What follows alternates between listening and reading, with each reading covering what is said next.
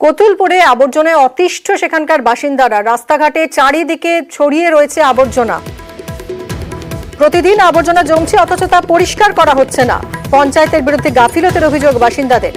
প্রিয়ব্রত রয়েছেন আমাদের প্রতিনিধি, দেবব্রত মাফ করবেন, রয়েছেন আমাদের সঙ্গে। দেবব্রত, একটু বিশদে জানাও যে কেন এরকম একটা পরিস্থিতি, কেন এইসব আবর্জনা দিনের পর দিন জমছে, সাফ করা হচ্ছে না?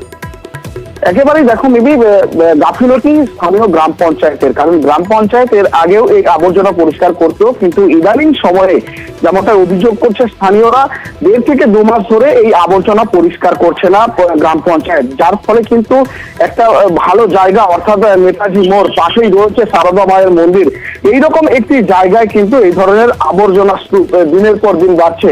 তার উপরে বৃষ্টিপাত, যার ফলে কিন্তু মশা মাছির উপদ্রব বাড়ছে, রোগ জীবাণু ছড়াচ্ছে, এমনটাই কিন্তু স্থানীয়রা জানাচ্ছেন। এর আগেও যে ব্যবসায়ীরা রয়েছে, স্থানীয় ব্যবসায়ীরা, তারা কিন্তু নিজেদের পয়সা খরচা করে সেই আবর্জনা পরিষ্কার করেছে, কিন্তু বর্তমান সময়ে তারাও আর পারছে না। যার ফলেই কিন্তু এই দুর্ভোগ পড়ছে স্থানীয় বাসিন্দারা। পাশে রয়েছে বাস স্ট্যান্ড, বাস যাত্রীরাও কিন্তু প্রচুর পরিমাণে সমস্যায় পড়ছে। অন্যদিকে গ্রাম পঞ্চায়েতের দাবি, তারা প্রতিনিয়ত আবর্জনা পরিষ্কার করে, কয়েকদিন বৃষ্টিপাতের জন্য এই আবর্জনা পরিষ্কার করতে পারেনি।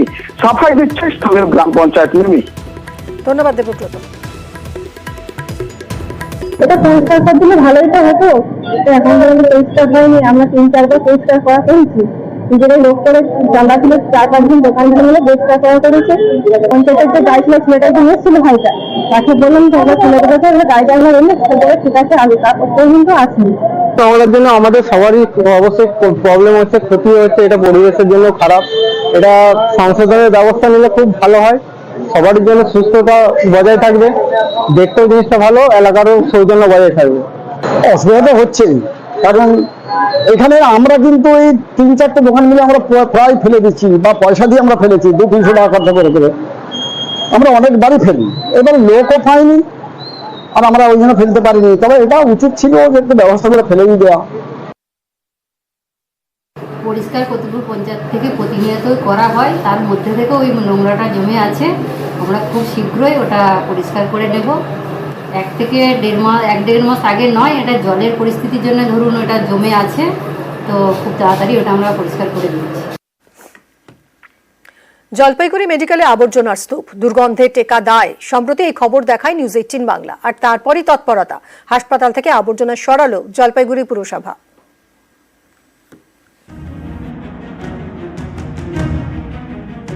জলপাইগুড়ি মেডিকেল কলেজ ও হাসপাতাল, এই হাসপাতালের মেডিকেল ওয়েস্ট সাফাই করবে কে? এ নিয়েই সম্প্রতি হাসপাতাল কর্তৃপক্ষ এবং জলপাইগুড়ি পুরসভা টানাপোড়েন শুরু হয়। এর জেরে জঞ্জাল সাফাই বন্ধ হয়ে যায়। হাসপাতালে জমে আবর্জনার স্তূপ। গত 5ই আগস্ট এই খবর দেখায় নিউজ 18 বাংলা।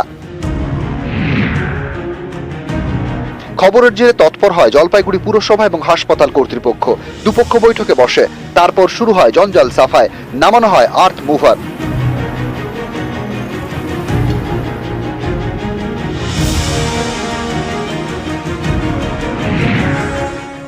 যদি পরিষ্কারভাবে রাখে তাহলে পরিষ্কারভাবে থাকবে, আর যদি নোংরাভাবে থাকবে তাহলে সেটা আমাদের দায়িত্ব না, ওনাদের হাসপাতাল কর্তৃপক্ষের দায়িত্ব। পুরো কর্তৃপক্ষ একটা নির্দেশ জারি করেছে যে এখন থেকে নিয়মিত হবে, সপ্তাহে সপ্তাহে যাবে, পরিষ্কারভাবে নিয়ে আসবো আমরা, কিন্তু তারা মাল ছড়ায় থাকলে সেটা ওদের দায়িত্ব। পৌরসভার, জলপাইগুড়ি পৌরসভার সহায়তায় আমাদের এই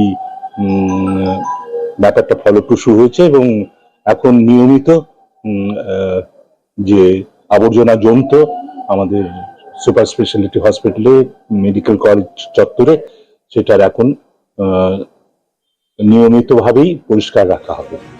দুদিন আগেও হাসপাতালের আউটডোরে গেলে রোগীর আত্মীয়দের নাকে হাত দিতে হতো। জঞ্জাল সাফাই হওয়ায় তারা আশ্বস্তিতে। এখানে তো নোংরা ফেলে, হসপিটালে যত নোংরা আছে সবকিছু এখানে ফেলে বিশ্রী করে অবস্থা রাখছে, আর এখানে গন্ধে কেউ আসতে পারে না, পাবলিক এরকম অবস্থা হয়ে গেছে। আজকে আপনারা আসাতে এর জন্য আজকে এই জায়গাটাতে পরিষ্কার করা হচ্ছে, তা নাইলে পরে এরকম নোংরাই থাকে। আসি এইখানে তো সুস্থ হওয়ার জন্য আসি, কিন্তু এইখানে আসে তো প্রতিটা লোকে থাকতে পারে, নাক চিপা ধরে থাকতে হয়। আর এইখানে আজকে দেখতেছি, কালকে খবর শুনছি, আজকে পরিষ্কার করতেছে। জলপাইগুড়ি মেডিকেল চত্বরে সুপার স্পেশালিটি হাসপাতাল এবং জেলা সদর হাসপাতাল। এই হাসপাতালের পিছনের অংশে আবর্জনার স্তূপ। এইসব আবর্জনার গন্ধে নাজেহাল রোগীর আত্মীয়রা। সেই খবর দেখায় নিউজ 18 বাংলা।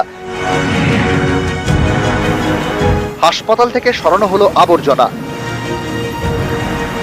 জলপাইগুড়ি থেকে শান্তনু কর, নিউজ 18 বাংলা।